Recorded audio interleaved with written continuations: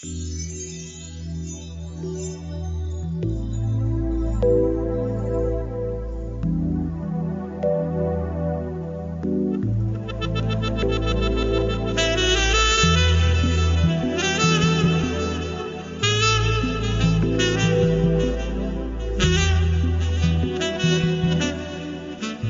time for love. It's time for your love coach. Let's find out if you're ready for love. Here's your marvelous host, Nikki Lee. Hello, and welcome to Ready for Love Radio. This is your host and love coach, Nikki Lee. Now this week, folks, if you've been with me for the long haul over the show, you may recognize my guest today because he actually was with me ages and ages and ages ago, way back near the beginning. And we ran into each other on, I think it was LinkedIn a few weeks ago. Mm-hmm. He sent me a friend invitation, and we reconnected, and found out he's got another book out. So I decided to invite him to come back. Today, our guest is A.D. Burks, and he is known as the Aha Architect. So, A.D., it's awesome to have you with me today. How have you been? As I say, I have actually been blessed and so thankful to be back on your show. As I said, so much has transpired since we were last on the show. I was the last on your show, and just so much information I hope we can give people that, because there's so many people out here that are in pain, and you know, we've got some tools to really help them, and what better way to make the world a better place than reducing some of the chaos that's currently going on, especially given the pandemic we've just lived through. Yeah, well, thank goodness a lot of the restrictions have been eased up, so that's good. And things are starting to get back to normal and all that kind of thing. And, you know, the timing to talk about pain is great because last week, but we just talked to an author, and her book was called The Power of Ouch. Okay. So see, we're kind of in the same vein. And I was looking over my notes and looking at stuff. I was like, hey, great timing. So for the people that don't know you or may not remember, let me give y'all an update because, like I said, you know, lots transpired since you were here last. Yes. Yeah, I know. It's been quite a while. So AD is a love coach that creates aha moments and helps clients get unstuck. As the author of 2 books, first being Sex and Surrender, An Addict's Journey, and the second being The 4 Steps, A Practical Guide to Breaking the Addictive Cycle, he helps individuals struggling with unaddressed pain. Through his pursuit of experiential knowledge and with mentorship from experts, AD was finally able to determine what was preventing him from attaining peace and fulfilling his life's purpose. I like talking about life's purpose, AD. Yes. So he developed the understanding that there are 4 keys to getting unstuck and being truly happy. I like being truly happy, too. This is good. Mm-hmm. And get this, he graduated in the top 5% of his high school class. We have something in common. Yay. And he finished his BA in chemistry in 3 years. Now, I've got to ask you, I was reading your bio, okay? Uh-huh. How did you go from a BA in chemistry to working at an entertainment business? How did that happen? I mean, that's kind of a leap. As I say, I am the true Renaissance man. So it's so crazy. But now, variety is good because, I mean, I graduated from high school with a certification in drafting, and I went straight to work for a surveyor. Now, I couldn't be any further from land surveying now if I tried. Yeah. I mean, seriously. You know? So I do understand, and it's funny because I've gone in every other direction possible. You look at my resume, and it's like, how the hell does she go from one to the other? Mm-hmm. But it's really funny because I use so many of the skills that I've accumulated over all of these years. And you said your age, and I'm not about to tell you how old I am because it's substantially older than you. But the skills and experience that I've accumulated works fantastic for all the sorts of work that I do now. Exactly. You know, so I mean, there's things that I learned then. You know, the drafting experience I have works great for the graphics work that I do now. Oh, great. You know, and the management skills that I've learned works great for having my own business and being an entrepreneur. And I mean, there's all of these elements work great together, you know. But if you look at the path, it looks crazy, you know. And it's like, why, you know? But it's worked. So how did you go from chemistry to the entertainment industry and a company that worked with like Beyonce and Celine Dion and the little irritating guy from Canada? I mean, how did you make I just refuse to say his name. I just think he's irritating. But how did you make that leap? So it's crazy. The reason I graduated in 3 years is because I was ready to pursue music. So I started singing in church choir at 4, and you're supposed to sing at 5. But of course, my parents knew the people who were like, okay, the choir director, and so she let me in. So while I was at Grinnell in undergrad, my freshman year, we sang at Carnegie Hall. I was like, oh, I love traveling. I want to do this. But I knew my mom would kill me if I didn't finish my degree. So I said, let me hurry up. So I finished the chemistry degree and then moved to Atlanta. And it was one of my church members. She was friends with the owner of Red Zone Entertainment. And so they made the introduction, and that's how I got to end up working at Red Zone and interning. And then I got paid during the summer. So the beauty of finishing that degree was it allowed me to get paid during my internship during the year, as I say, during the school year, because I was able to teach science. And then during the summer, I was able to actually get hired at Red Zone, and I ended up working for their father, who basically managed their money. Oh, okay. All right. The motivation. I got it. Okay. Yeah. All right. I was like, chemistry, music business. Not seeing it. Yeah. Okay, but I'm seeing the motivation now. Okay, clear as a bell now. Got it. So, okay, now I'm going to tell you. You don't know this, but I'm going to tell you. I talk a lot on here about people being stuck in a life that may not be as fulfilling as they want, or they deserve. Right. And they may not allow themselves to pursue better for various reasons, and they need to give themselves permission to pursue more happiness and more pleasure and this kind of thing in their life, and identifying the fact that they are stuck. Sometimes people don't realize they're stuck. No, they don't. Okay, so these are all things that I talk about a lot and bring up a lot on here. So I love that this is something you want to talk about today. So I just wanted you to be aware of the fact that this is a topic I really, really like to talk about and make people aware of and help them to identify that they may be in this situation. I don't want to make people feel bad that they're in this situation, because I've been there. I've been there. I've been very, very stuck. And it was my normal. It was my normal, and I didn't realize this was something I could or should change, and I certainly had no clue how to change it. Right. And a lot of the things on this show, and the reason that I'm so motivated to do this, and I do this and have for almost 8 years now, is that I finally had my aha moment and said, damn, I can change this and I can be happier.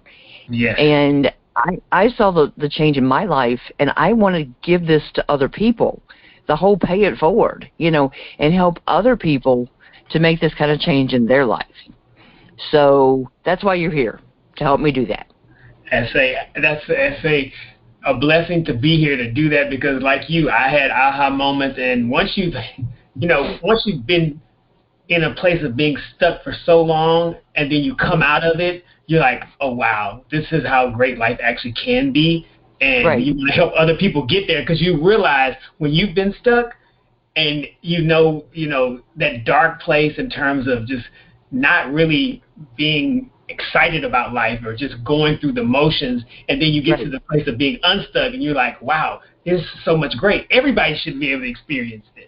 I know. Well, it's hard for people to get you to shut up about it, because you're just like, no, I need to tell you.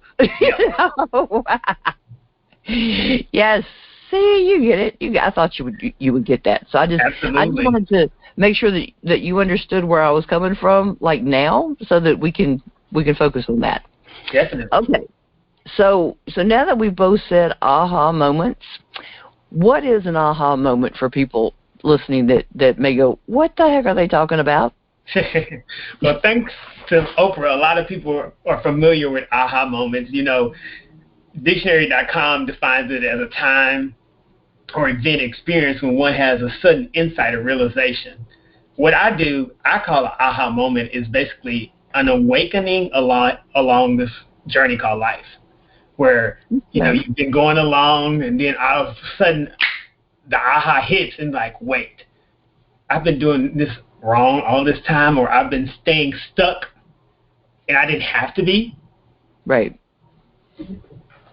Well, and in the cartoons, like the old cool cartoons that were actually funny, Mm-hmm. Yeah. Used to be on Saturday. The ones that used to be on Saturday mornings that were funny and all that. Yeah. It's when the light bulb came on over the cartoon character's head. Yeah. You remember those? Absolutely. Are you old enough to remember that? I say I am. I say 44. I say I loved cartoons when I grew up. Like I said, back when they were actually funny on Saturday mornings. So. And that's what we used to wait for, because now the kids have so much access, they can watch them all the time. But let's say pre-internet, you waited Saturday, eagerly anticipate, oh, it's about to come on, and now they're like, why are you so hyped about a cartoon? I know. Well, and I actually have a channel. I found that I do have a channel that still has those cartoons on Saturday morning. I'm like, yes. So, yeah, it's fun. Nostalgia is a great thing. It is. It definitely is. But, yeah. Well, and like I said, you saw the little light bulb, and you're like, yeah. Well, I even still say that sometimes. The light bulb came on. Mm-hmm. But that's an aha moment. It's it when is. Well, and even say the phrase, you see the light, So, yep. Exactly. It's when something hits you and you're like, I get it. Okay. But, and sometimes you even say, okay, all right. And it's like, why didn't I get this before? Well, those are the reasons why you needed that aha moment. And more importantly, a plan to keep moving forward now that you've had the moment. Because oftentimes people have an aha moment, but then they don't do anything with it. And that's sort of where I really come in and making sure, okay, you understand the aha moment, but how are we going to create a plan and a trajectory for you to move forward now that you've actually had it? Something just hit me. Did you have an aha moment?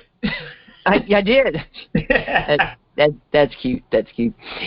Sometimes when you're talking to somebody and you can tell they're not listening to you, and it's like they're so busy thinking about what they're going to say as a reply, mm-hmm. and they're not listening. You know what I mean? All the time. Yes. And the thing is, if somebody's talking to, and I hate, especially in a relationship, I hate when somebody does that, and you're like, okay, just stop thinking about what you're saying or going to say, and just listen. And then I'm willing to wait for you to reply. I'm willing to wait for you to process what I said, and then take your time and then reply to me, okay? Same thing when you're trying to explain to somebody. It's amazing how many more aha moments you have if you converse that way with somebody. Yes. Than if you're spending the whole time they're talking to you going, what am I going to say? What am I going to say? How am I going to reply? Because you're not paying attention. You know, you're not really taking in what they're saying. And it was really one of my very first shows, and I think it was like the first 5. I was talking to one of my clients, and we actually worked on like 7 or 8 books of hers. I published them for. Nice. And it was on, one of them was on communication. And because I mean, we all know how to communicate, right? Of course, yeah, right. Okay, anymore we don't know how to communicate, it doesn't seem. But one of the things she said, and boy did I have an aha moment when she said this. She said, do you know what the biggest part of communicating is? And I'm like, the biggest part? She said, yeah. And I'm like, I should know the answer to that. I said, well, you tell me, so I'll make sure then I'll know. And she said, the biggest part of communicating is listening. Yep. It's like, well, yeah, that makes sense. That's why we have one mouth and 2 ears, right? so we can only talk once, but we can listen twice. Mm-hmm. And I'm like, well, daggone, that's, yeah, So, but, if we're not listening, we're not really communicating, because we can't reply intelligently if we didn't hear what they said, right? Yep. Absolutely. But like I said, you're going to have a whole lot more aha moments, and you're going to learn a whole lot more if you just be quiet and listen. And like I said, you don't have to reply the moment they stop talking, and you're probably going to reply a whole lot more intelligently if you don't. Just saying. Well, I think the problem is our society wants us to be perfect. And so if we ever can step outside of ego, yeah, then it's more acceptable to listen and realize, okay, I don't know it all. But by listening, I can actually learn a lot more, and then my knowledge can grow exponentially. Yeah. Well, I think everybody's so busy trying to prove they know it all, mm-hmm. but if you actually listen to them, they're proving they don't know squat. I mean, I when I was a kid, I had more fun hanging out with my parents' friends and just listening. Mm-hmm. And I learned a lot by doing that. Yeah. I mean, they would joke that they didn't even know where I was most of the time because I was just so quiet sitting there. Mm. And I'd be in the room out of the way and just listening. Because I enjoyed hearing what they were talking about. Now, I'm not saying that it was exciting all the time, but I learned a lot of cool things, and most of them were entrepreneurs, and they had their own businesses, and I'm absolutely fascinated with business, and I've managed businesses since I was 19 years old, and owned my own for over almost 25 years now. Wonder how that happened, Listening. Yeah. I mean, I went basically right out of high school into managing a business within like 4 months, and I didn't have any official business management training, but that was my first full-time job, And that's why I always tell people, exposure is the key. And the problem is a lot of people don't have exposure to productive things.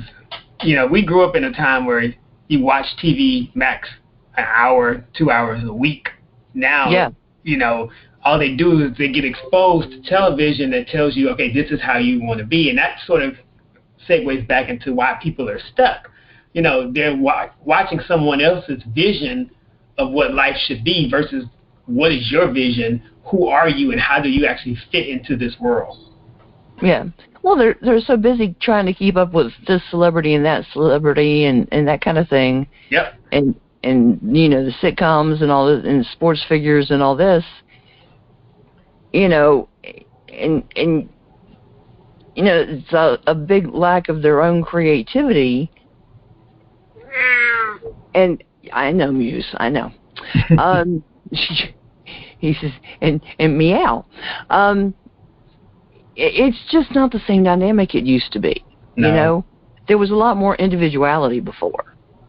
Oh yeah, but we think we're more individual now.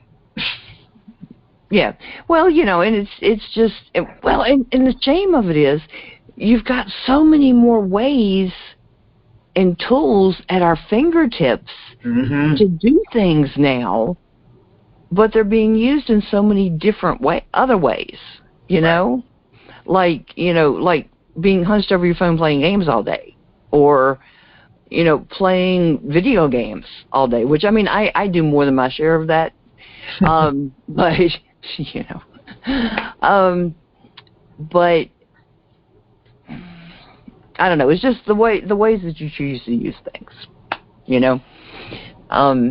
I love having the resources. I would not want to tackle the writing projects I do without the resources that I have, right, or the graphics or all that kind of thing. But is it being used to be productive, or is it being used just to shortcut things and to be lazier, But I remember, and this really dates me. I was actually I graduated from my drafting classes and got my certification the year before they switched everything over to being computerized. So all of my training is doing everything manually, which I prefer doing it that way. I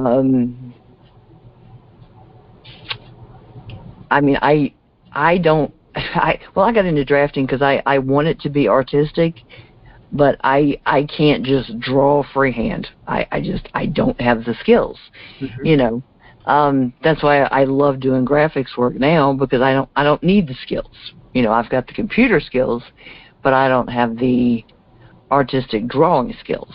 But now mechanical drawing, I'm all over that. I can do that. I can do house plans. I can do mechanical drawing, and I've got three-dimensional skills. But it's do you use the technology we have to enhance what you have, or like I said, do you just use it to shortcut and I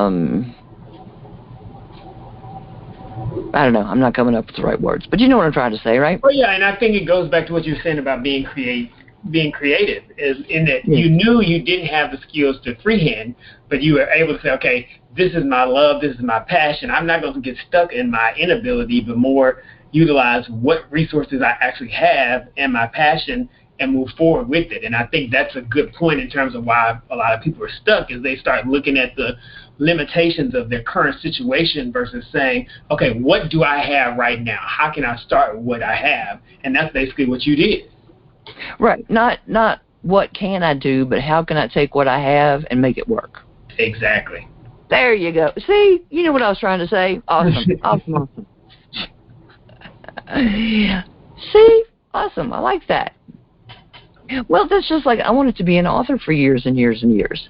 And I finally got unstuck with that, and I've written over 50 books. So, I was stuck there for an awful long time. But it's I've certainly made a business out of that by this time, but it took a long time to get over that. So what do you think kept you stuck? fear of failure. Mm. Well, and family telling me that, number one, I couldn't do it. Absolutely no encouragement whatsoever. And I finally, one 4th of July weekend, I decided that I was either going to find classes and get serious about it, or I was just going to give up the dream completely. And I found classes.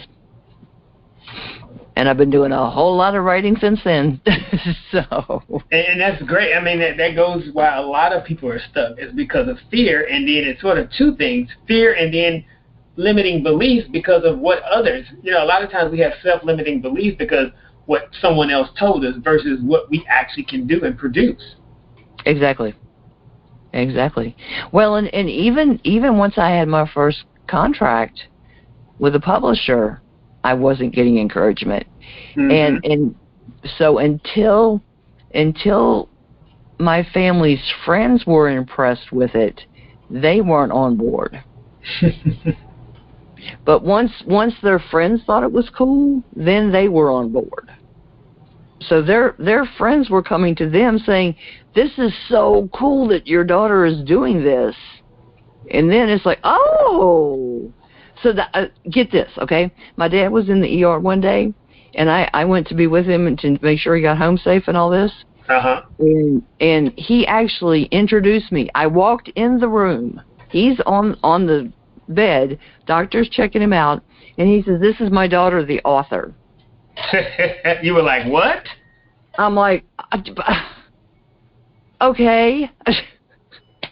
Years after, by the time he did that, I had over 30 books published. That long. 30 books, not just one, but 30. No, not one. But yeah, and they got to the point that they would go to me to like book signings and when I was like speaking at writers' conferences and this kind of thing. Mm-hmm. Yeah, but that worked out well because by then I had a whole bunch of books to take with me to sell. And so I'd let Dad push the cart with all the books on it. So that worked out well. But yeah, it took, like I said, it wasn't my accomplishments per se.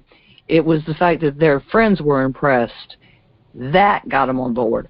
Yeah. And it's so good that you had the confidence within yourself to move past the fear and said, you know what, this is what's really going to make me happy. And that's another reason, people are stuck, is like they're so worried about making other people happy and not really in touch with their authentic spirit. And so they don't know, and thus they stay stuck. Well, and that's the thing. I had that dream. I had that dream since second grade, right? And that was a long time ago. And so I finally said, and I told myself, and I said this to myself out loud. I said, I'm either going to pursue it, or I'm giving up the dream. I've had this in my head. I've wanted this for so long, and I'm either going to pursue it and do something about it, or just I'm letting it go. One of the two. I'm not going to just have it dangling here over my head thinking about it anymore. It's been long enough. It's been decades. I got to let it go. And I got to do something different. So I've teased myself long enough with this. So either moving on or doing it. One of the two.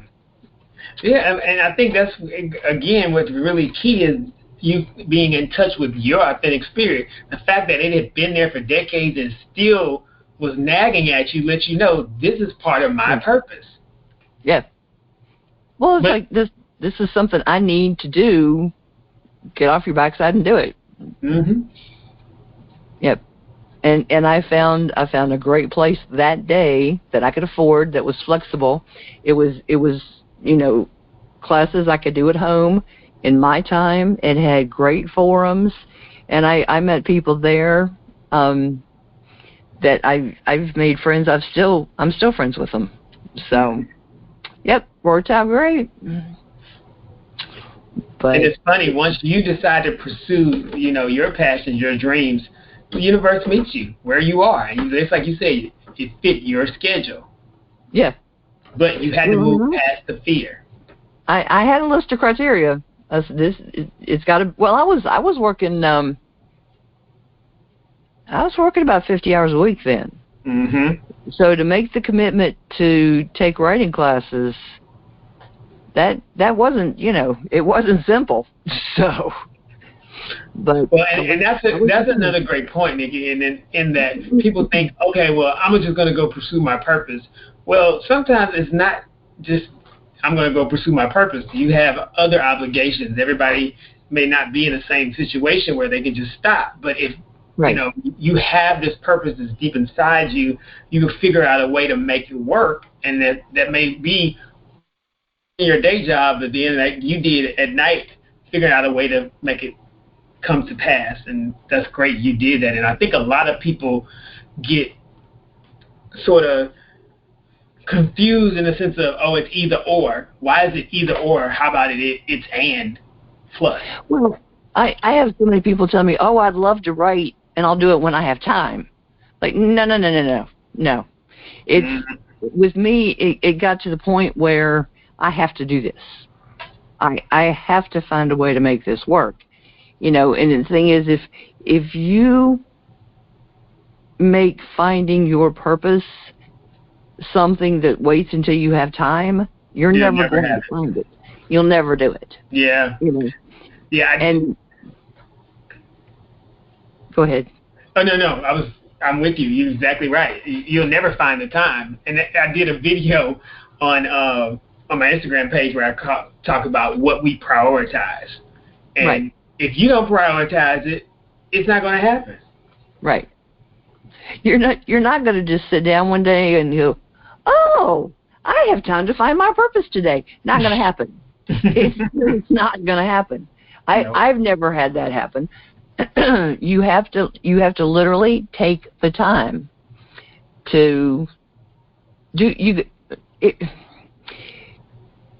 you're basically saying, okay, this is important enough to me that I'm going to make the time.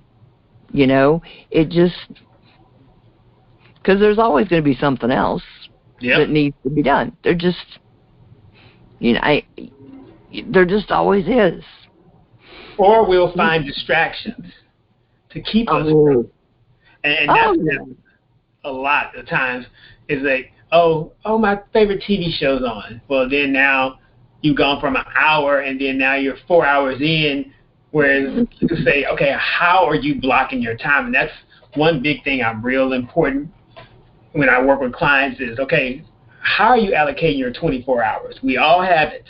But successful people are very strategic in planning, how am I going to spend this time? And I think that's one of the big things that keeps a lot of people stuck, too. And they're just unaware of what they're actually doing. Because, they say 10% we're conscious of, but the 90% we're unconscious of. And that 90% is the key in terms of who's stuck and who's not.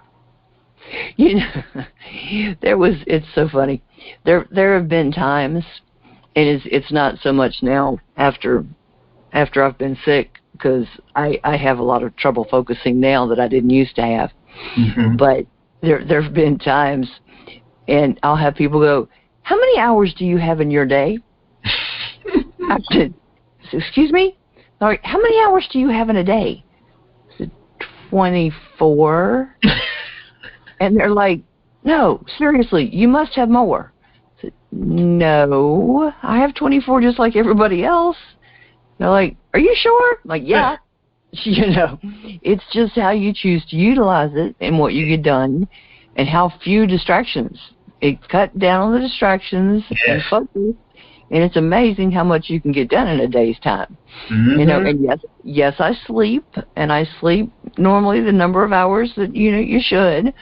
But the first time somebody asked me that, I'm like, huh? But yeah, that was too funny. So how do you define stuck? Did I ask you that already? No, you haven't asked, but as I say, we sort of talked about it the whole time, which is, being stuck, it varies from person to person. And that's why it's sometimes, like you just said, it's hard for people to realize they're stuck because they're just in the routine of doing what happens because they don't really have a plan for where they want to go. They don't know their purpose. So, sometimes stuck is being also hopeless in the sense of, Well, this is just the way my life is going to be. People have told them, okay, well, you're not good at this. And so they've taken that information in and they've allowed themselves to say, okay, that's it. Or some people blame the environment in which they grew up in.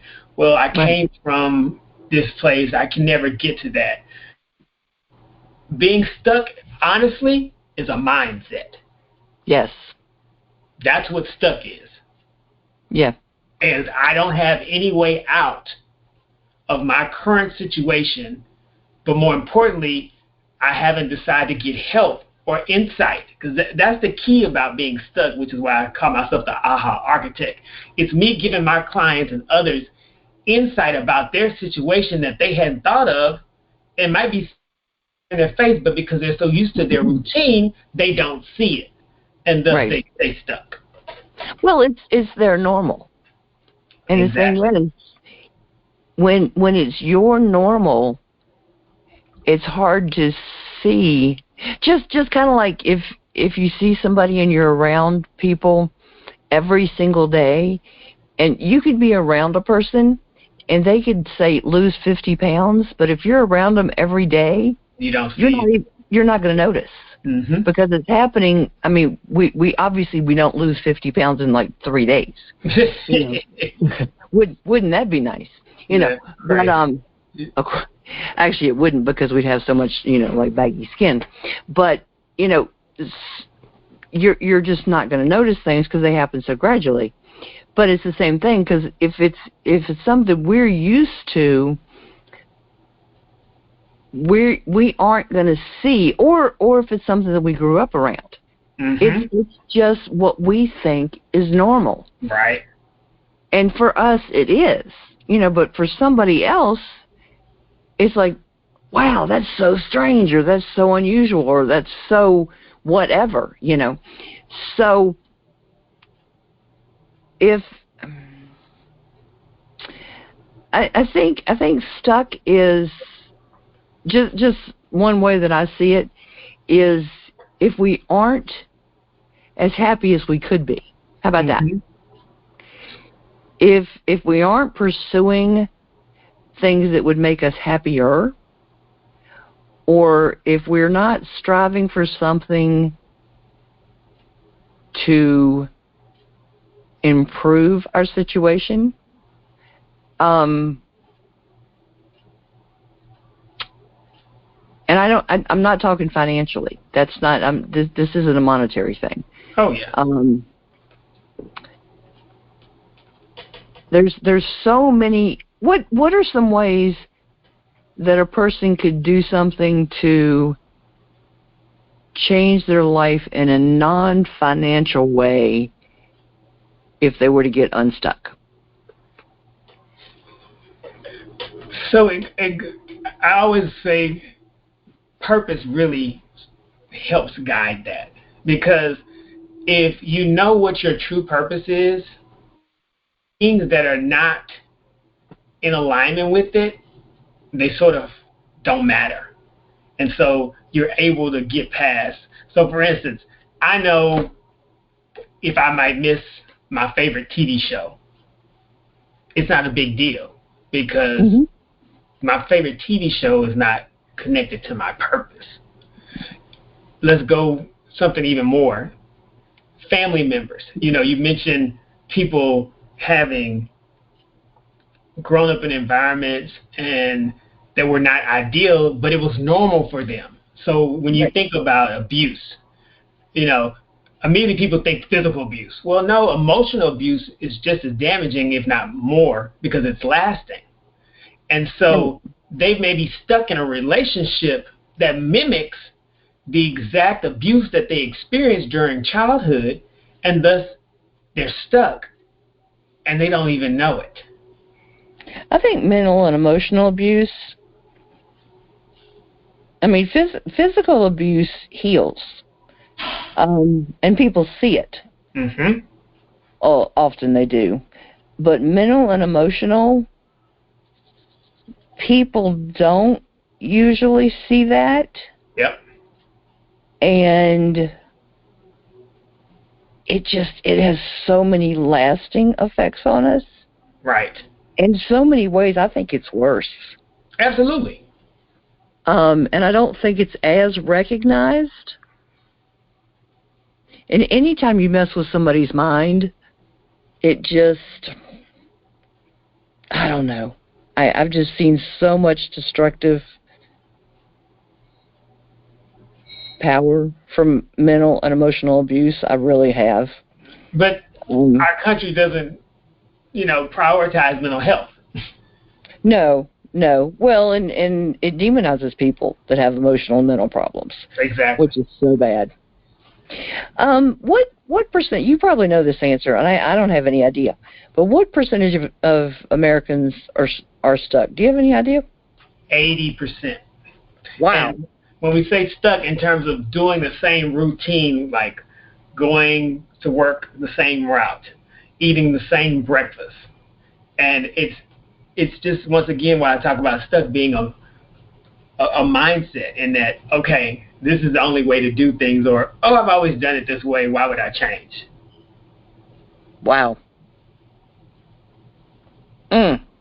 Wow, that's just unreal. So what area are most people stuck in? Well, as we talked about earlier, people are definitely stuck in terms of not knowing their purpose. They're stuck in sort of bad relationships. Yeah. A lot of people are stuck in addictions. That was the reason why I wrote the second book, but they don't want to call it addictions, and that's sort of why I'm having to shift my vocabulary to talk about bad habits. So, for instance, I was working with a client a month back, and he hired me for motivation. And while we're going through the process, I sort of discovered he had an addiction to alcohol and weed. And I said, now, how am I going to approach this? Because if I use the word addict, he'll immediately retreat. Talk about that listening thing. Right. You trigger words, and so then you immediately ignore it. So what I did, I recorded my sessions, and so I played the session back to him. And I said, I want to just play something to you, and if you would, let me know what you would say to this individual. So I played in the section back. He said, man, I would say that person's an addict. I said, I'm glad you said it. So I've learned, a lot of people stuck in habits, and just the fact that you say a bad habit, it pulls some of the sting away from it. And it sort of goes back to what I call an addiction, is any substance or behavior you're using to escape pain. And once again, a lot of people are in pain because they don't know their purpose. So it sort of all centers around people are stuck because they don't know their purpose, and so they're in pain, and what do they then do? They use a bad habit or an addiction to sort of come out of it. Okay. Just kind of briefly, how would you describe finding our purpose? Finding a purpose. So I actually have a nice little video, 4 ways to help you find your purpose. Okay. But in general, I go back to, we all are given different gifts. And those gifts are basically for our purpose. So there's a difference between your gift and your purpose. A lot of people get confused about, oh, okay, I have a gift to sing. Okay, great. That's great. You have a gift to sing. But you were given that gift for a purpose. Your purpose is for others. Your gift is for you. Okay, makes sense. And so if we're trying to find our purpose, it definitely goes back to our gifts. What are we good at? And then how can that gift that you've been given be utilized to help others? And it's got to be something you actually enjoy doing too. Because, I can be great at singing, but if I don't enjoy singing, that's clearly not going to be my purpose. True. But a lot of people that's how they get stuck. For instance, they'll go in a job that they really don't enjoy doing, but they're good at, and it provides a lot of financial benefit.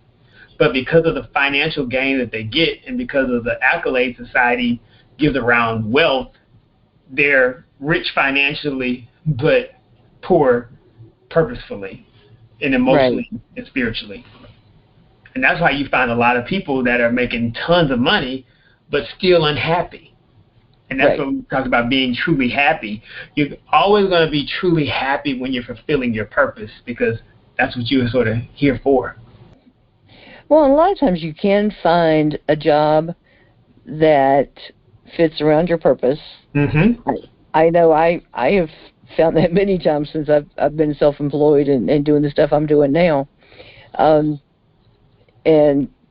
the thing is, other times you can find something to do. A lot of times you can find volunteer work to do that way. You can find... I know I've got a couple of blogs that I do that supply information that are purposes for me, along with a couple of my health issues. I know the radio show is a purpose for me. Mm-hmm. So there's a lot of ways that you can do that kind of thing. So it can be very interesting to find ways to do that. Could be a hobby. I mean, there's all kinds of ways to do that kind of thing.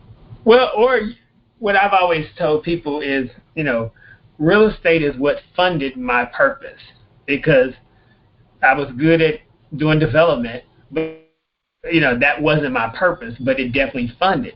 So, like you said, sometimes your purpose and your day job may be totally different, and that's okay. Of course, you would want long range for them to be the same, because the more time you spend in your purpose, the more time you spend perfecting your craft and growing. But it's not always going to be that. And I think, I always use actors as an example, because most of them, unless they have a family member who's already in the industry, they have to end up waiting tables. It's like, wow, you went from waiting tables to acting. Well, it goes back to my purpose is independent from what I have to do to make income to survive.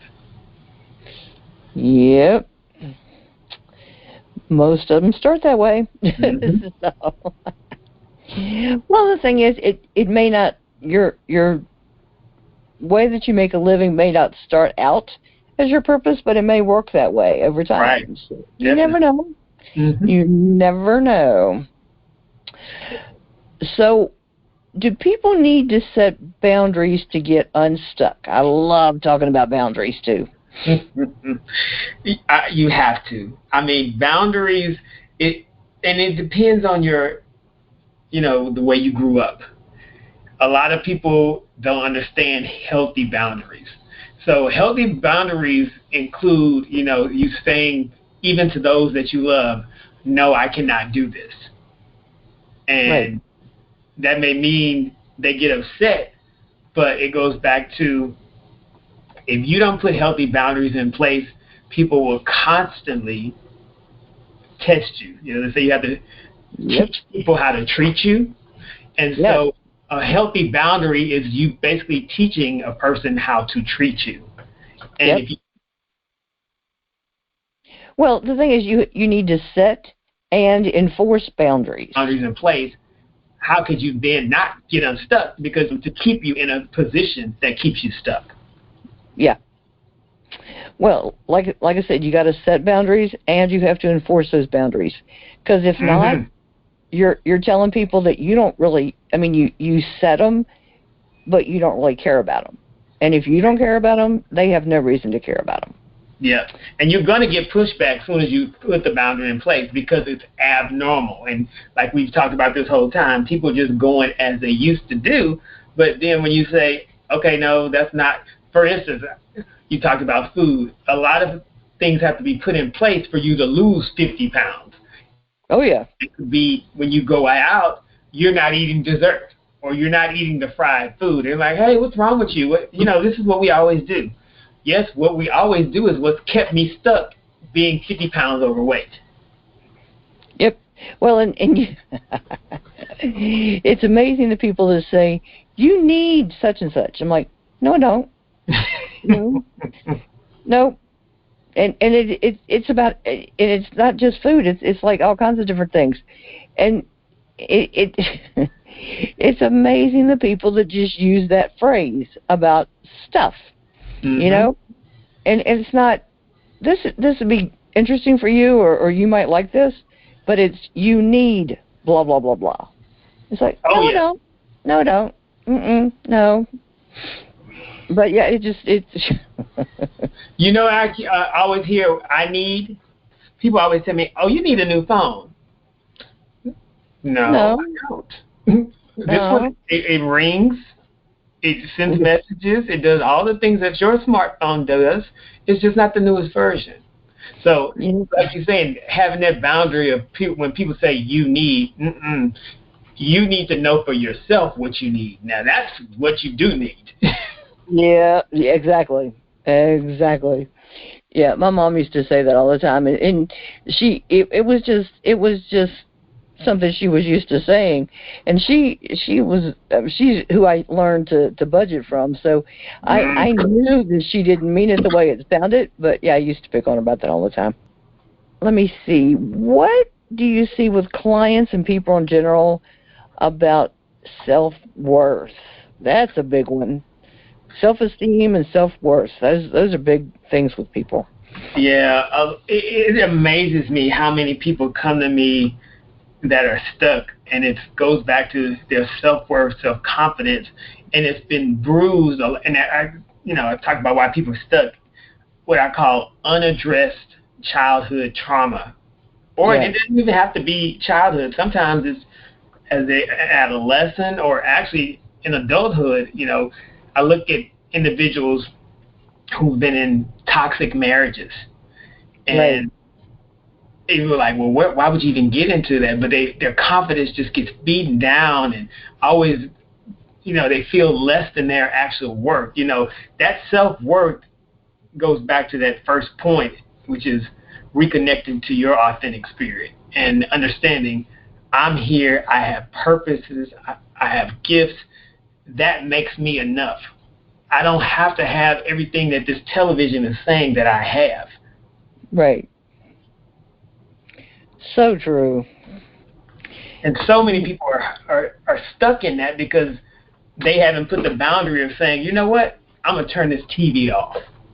I'm going to turn social media off. I'm going to get off Facebook. I'm going to get off Instagram, and constantly comparing myself to others when actually everything I have is within. I just need to be able to bring it forth. Right. And to bring it forth usually requires a plan, because you've been so out of touch with who you really are, you don't know what it takes. So true. Well, and so many people only post the good stuff on Facebook or social media in general, right? Yeah. And then other people are like, I just can't keep up. My life just isn't as good as all these other people. It's like, people, they're only posting the good stuff, Or fake stuff. I think the funniest thing was one of these entertainers who posted them being on a jet, and they were not even flying. It just, I don't know. The internet has got so many good points to it, and social media is so good for connecting, but people really need to get some reality about it, and they just don't in so many ways. They just really don't. That's like people were trying to tell me that they said, but you can't make up a fake profile. I mean, it has to, if a person is there, they have to be real. And I'm like, no, they don't. No, not at all. Nope. But and then the worst thing is when people steal other people's profiles or names. Yeah. Yep. Sure enough. As they say, verify. Check and verify. Yes. Yep. Sure enough. I don't know. Yeah, I had somebody approach me the other day through Instagram under the name of somebody that I've known since he was about 2. Mm-hmm. And, it was weird because we're connected on Facebook. And I'm like, why is he approaching me from Instagram? That's kind of weird. Yeah. And then it was a scam sort of something. Yep. And I'm like, okay, all right, that's interesting. But yeah, it was one of these. You can get some government grant, doesn't have to be repaid, and all you have to do is pay something or another. I'm like, yeah, no, But it's like you don't want the free money. I'm like, no, block. I've got a huge block list on Facebook. I really do. Pages and pages and pages. I'm right there with you. I think, especially because of the reach that you have with your show, I'm sure they're like, okay, yeah, we got to tap into her because then we can reach all these other people. Exactly. Oh, well, that's okay. There's a lot of people I accept just so I can block them. But all right. Do you want to tell the listeners how they can find you and find more Absolutely. information? And about your relationship quiz. Yes. So you can find me at the AHA Architect on Instagram, as well as you can go to www.theahaarchitect.com. I'm on Facebook as AD Burks, but I always tell, just Google the AHA Architect, and you should be able to find me. Now, the Relationship Fit Quiz is a quiz we created to look at 14 parameters needed for a healthy relationship. And some of those parameters are vulnerability, reconciliation, compromise, generosity, consideration, and one of my favorite, of course, accountability. And so whether it's a physical relationship in terms of romantic, or it could just be friendship, or even a relationship in terms of business, because if you can't be held accountable, I don't think I would want to work with you in any capacity. So the Relationship Fit Quiz is really good. I think, Nikki, are you going to send a link for it, or do they need to just try to go find it? I am actually going to put all of that on the show page. Perfect. Yeah. As I say, I love getting feedback from the Relationship Fit Quiz, because people are like, well, I didn't think about that. And some of the best feedback is, this has been so insightful. And I think that, once again, it's bringing that awareness of, what is healthy. I talk about not just love relationships, but other relationships also. So, But I actually scored very well on that quiz. I was very pleased with that. Yay! Were you fit? You were fit? I was. It said I was. I was kind of concerned. I said, am I going to do good? Well, as I say, given the work that you're in, just who you are as a person, I expected you to be fit. But well, I was thinking I would, but you never know. You never know. I would have fussed at you if I hadn't, but I said maybe that would be good if we do another show where some of your audience members take the quiz and we go over the areas. We could do that. Well, thank you very much for being with me today. Thank you so much for having me. It's always fun, and it's been so long, but so glad to see you're still here and helping tons of people that need it. Well, that is the purpose. That is the goal with the show. Yeah. And listeners, you can get I've got all of his links that I will have on the show page. I will have a link to the replay of the show and the link to the relationship quiz, so you can see how you score with that. And yeah, if we've got several people that would like to take the quiz and then discuss the results and get some more information, we can do a follow-up and do that. I got no problem with that. Cool. So I will have it on the website at readyforloveradio.com/AHA, AHA. So that's great. So thanks for being with me again today. Thank you. And listeners, I'll be with you next time on Ready for Love Radio.